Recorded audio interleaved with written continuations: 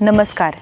आज आपण diabetes type 2 हा विषय घेतलेला आहे आणि आपण डायबिटीज टाईप 2 असेल तर कुठली योगासने करायची आणि नॅचरल उपाय हा कसा आहे, योगासने कशी आपल्याला मदत करतील हे आपण पाहणार आहोत. पहा, अनेक लोक आहेत म्हणजे सर्व ज्यांना डायबिटीज डायग्नोज होतं ना ते सर्वच औषधं घेतात, पण औषधं घेऊनसुद्धा कित्येक जणांना दिसणं कमी होतं, ऐकू येणं कमी होतं, पायात क्रॅम्प्स येतात, सतत डिप्रेशन स्ट्रेसमध्ये काही जण असतात. त्यामुळे आपण हे नॅचरल उपाय करून ब्लड शुगर लेवल कशी कमी करायची हे आपण पाहणार आहोत. आता मी सुरुवात करते ते सकाळी तुम्ही उठल्या उठल्या कुठले योग प्रकार करायचे इथपासून. पहिले तुम्ही सकाळी उठाल तेव्हा सगळ्यात पहिले स्ट्रेचेस करा. हा पहिला स्ट्रेच आहे सुप्त हस्त पादांगुष्ठासन.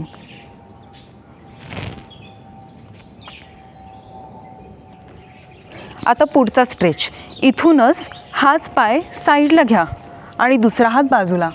हे आहे मर्कटासन.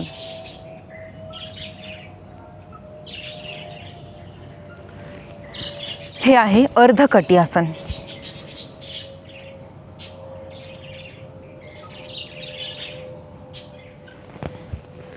यष्टिकासन. यष्टिकासनामध्ये संपूर्ण शरीराला ताण द्यायचा.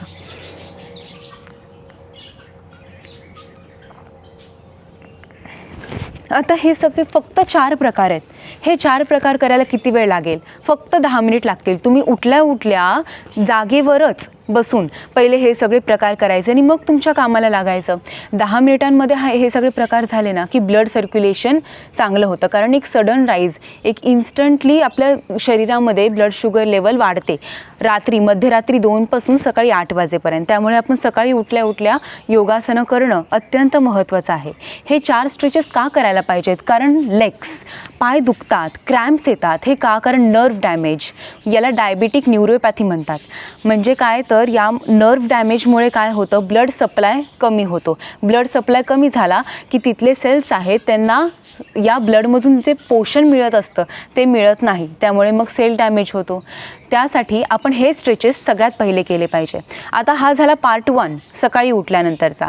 एक्झरसाईजचा पार्ट 2 कुठला? तुम्ही रेग्युलरली वॉक करायचं आहे. हेच कारण आहे वॉकिंगसाठी. त्यामुळे अनेक डायबिटीजसाठीचे फुटवेअर्स आले पहा, म्हणजे ज्याच्यामुळे योग्य ते प्रेशर पॉईंट्स दाबले जातील आणि फूट डॅमेजपासून आपला तळवा वाचेल. त्यासाठी डायबिटीजसाठी अनेक फुटवेअरसुद्धा आले.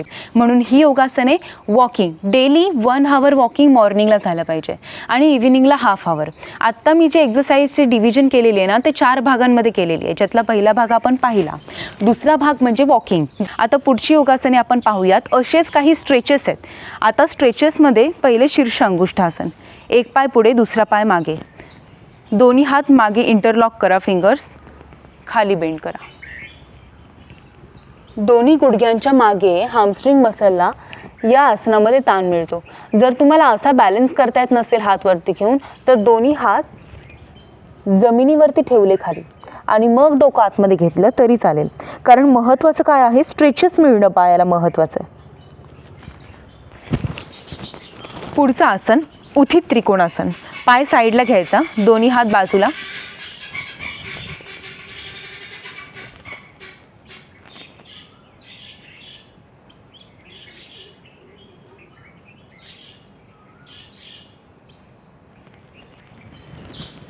तिसरं आसन ताडासन. पायांमध्ये गॅप घ्यायचा आहे, हात वरती घेऊन स्ट्रेच. या आसनामध्ये होल्ड टाईम तुमचं जास्त पाहिजे. आसनात तुम्ही मिनिमम 1 मिनिट 2 मिनिट्स तरी थांबलं पाहिजे. मी आता तुम्हाला फक्त 3-3, 4-4 सेकंड करून दाखवते, पण या फ्लोमधून सुद्धा अंग इतकं लाईट होतं, शरीर पूर्ण आपल्या हेवीनेस जो असतो पूर्ण निघून जातो, ब्लड सर्क्युलेशन वाढतं. मग आता जेव्हा तुम्ही होल्ड कराल 1-1, 2-2 मिनिट ही आसनं कराल तेव्हा शरीरामध्ये अनेक प्रकारे चेंजेस होतात. डायबिटीज 2 म्हणजे काय की त्यामध्ये इन्सुलिन सेक्रेट होतं पॅनक्रियासकडून, पण इन्सुलिन सेक्रेट झाल्यानंतर मसल्सचे जे सेल्स आहेत, मसल्सच्या सेल्सचा अपटेक, ग्लुकोज अपटेक आहे तो होत नसतो. त्यामुळे काय होतं, 2 प्रकार होतात. एकतर त्या मसल्सच्या सेल्सला ग्लुकोज मिळत नाही, म्हणजे एनर्जी मिळत नाही. आपण जे अन्न घेतो त्यातून जी एनर्जी मिळते ती म्हणजे ग्लुकोज, आणि ती एनर्जी यूज करायला मिळत नाही. त्यामुळे मसल्समध्ये स्ट्रेंथ नसते, त्यासाठी ही योगासने महत्त्वाची आहे. मग त्याचे अजून विपरीत परिणाम काय होतात की मसल जर ही ग्लुकोज वापरत नाही आहे तर ती ग्लुकोज रक्तामध्ये साठून राहते. म्हणजे काय तर रक्तामधली शुगर वाढते, म्हणून हाय ब्लड ग्लुकोज लेवल असं त्याला म्हणतात.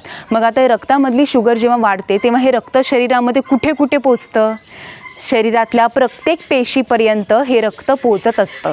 मग हे रक्त कसं आहे तर हाय शुगर लेवल आहे या रक्ताची, आणि त्यामुळे या रक्तात जास्त शुगर असल्यामुळे ती शरीरातल्या अनेक भागांना डॅमेज करते. मग डोळे, रेटिना म्हणजे डायबिटिक रेटिनोपॅथी असं त्याला म्हणतात, रेटिना डॅमेज करते ज्याच्यामुळे दिसणं कमी होतं. हिअरिंग इम्पेअरमेंट्स म्हणजे ऐकू येणं कमी होतं. परत किडनी डॅमेज आणि हार्टवर सुद्धा त्याचा परिणाम होतो, लिव्हरवरती परिणाम होतो आणि ब्रेनवरती. हे 4-5 महत्त्वाचे भाग आहेत ज्याच्यावरती लगेच या डायबिटीसचा परिणाम होतो. त्यामुळे आज अनेक लोक आहेत जे औषधं घेत नाही असं नाही, पण ते फक्त रिस्ट्रिक्शन्स कितीही आहारावरती घेतले, औषधं घेतली तरीसुद्धा हा डिसीज डिजनरेटिव्ह आहे. म्हणजे आपलं हळूहळू शरीराचं नुकसानच होत जातं यामध्ये. एकतर ती ब्लड ग्लुकोज लेवल कंट्रोल होते किंवा अजूनच ती राईज होत जाते जर आपण काही रिस्ट्रिक्शन्स जे आहेत ते फॉलो केले नाही, आहाराचे रूल्स फॉलो केले नाही तर. आता पुढची आसनं आपण पाहणार आहोत.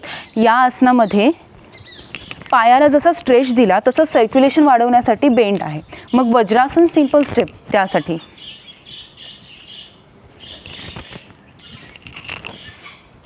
सुप्त वीरासन.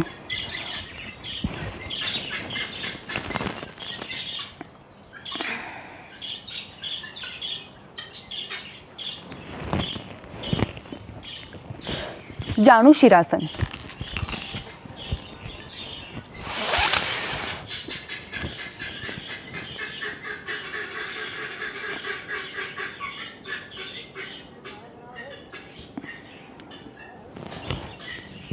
हे स्ट्रेचेस झाले. मगाशी सांगितल्याप्रमाणे मेंदू, हृदय आणि डोळे आणि कान इथपर्यंत चांगला रक्तस्राव होण्यासाठी विलोम आसन महत्त्वाचं आहे.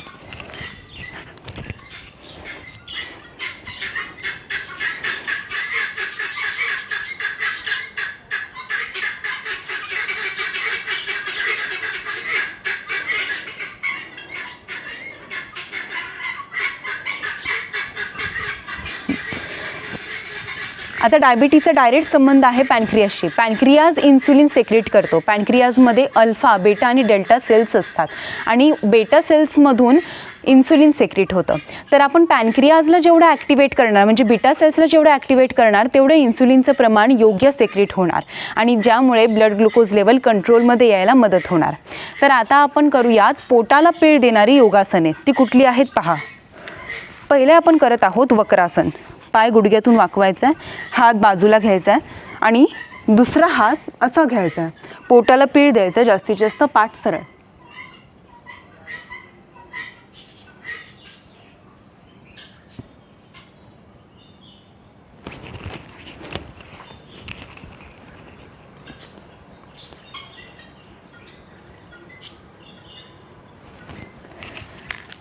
आता दुसरं आसन पाहूयात, वक्र पद्मासन. इथून सरळ बसून एका साईडला ट्विस्ट करा आणि खाली बेंड करा.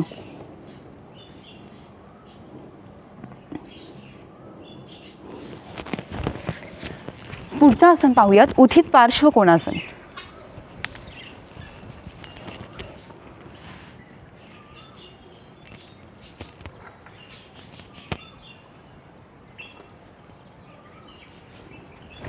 आता जसं आपण पॅनक्रियाजला कसा पीळ मिळेल आणि तिथे रक्तस्राव वाढेल हे पाहिलं, त्यासाठी आपण 3 योगासने पाहिली. आता आपण पॅनक्रियाजवरती दाब निर्माण करून योगासने पाहणार आहोत. त्यामध्ये आहे धनुरासन, धनुरासन आणि मंडूकासन.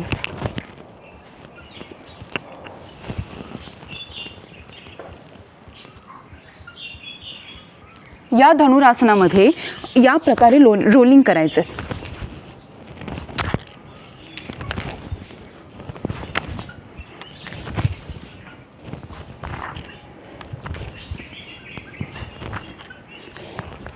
हे रोलिंग करून करून करून करून ॲक्टिवेट होतात बीटा सेल्स, कारण तिथपर्यंत रक्तस्राव चांगला होतो आणि ॲक्टिवेट झाल्यानंतर इन्सुलिनचं प्रमाण योग्य सेक्रेट होतं.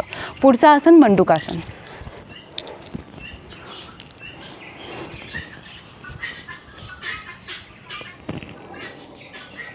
या आसनामध्ये दोन्ही मुठी मी बंद केल्या आणि त्या बरोबर पोटामध्ये पूर्ण घुसवल्या आतमध्ये. दाब मिळाला पाहिजे पोटाला चांगला आणि मग दीर्घ श्वास घेऊन खाली वाकायचं.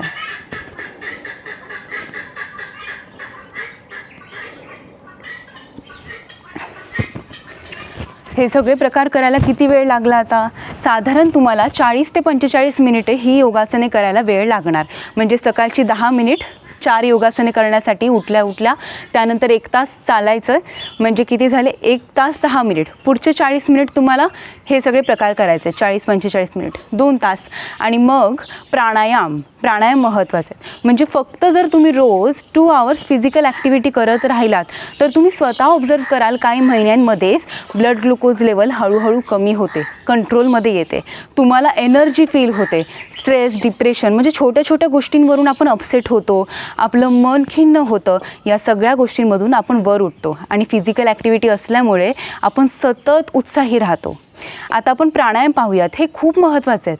म्हणजे हे प्राणायाम जर तुम्ही 15 मिनिट्स केले, 2 प्राणायाम आहेत, 15 मिनिट्स असं जर तुम्ही अर्धा तास प्राणायामासाठी दिला तर तुम्ही स्वतः अनुभवू शकाल याचे काय फायदे होतात ते. कपालभाती हे खास डायबिटीजसाठीचे 2 प्राणायाम मी तुम्हाला सांगते, सगळ्यात महत्त्वाचे असणार आहे.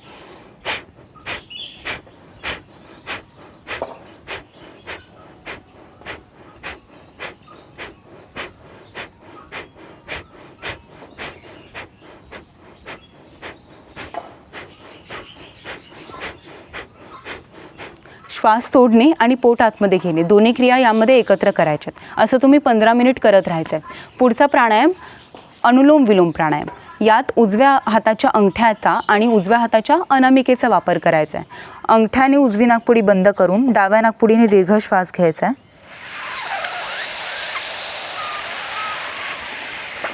डावी नाकपुडी बंद करायची आणि उजव्या नाकपुडीने श्वास सोडायचा आहे. परत उजव्या नाकपुडीने श्वास घ्या. डाव्या नाकपुडीने श्वास सोडा. असं अल्टरनेट नॉस्ट्रल ब्रिदिंग करा.